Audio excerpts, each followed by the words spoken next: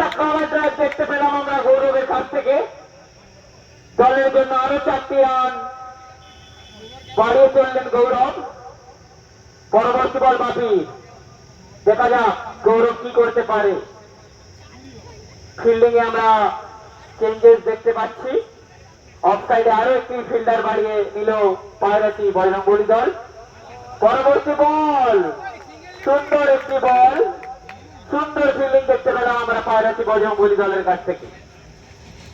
পরবর্তী বল, সুন্দর strike rotate করলেন গৌরব, তারই সঙ্গে তৎপরতা ফিল্ডিং আমরা দেখতে পেলাম পায়রাটির বজরংবলী দলের কাছ থেকে।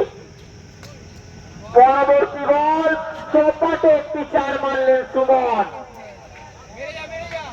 খুব সুন্দর একটি 4 দেখতে পেলাম সুমনের ব্যাট থেকে। পরবর্তী বল, কিন্তু এখানে মিসফিল্ড বাপির কাছ থেকে। 2 ওভার শেষে দলগত রান দাঁড়িয়েছে 21। 2 ওভারের শেষে দলগত রান দাঁড়িয়েছে 21।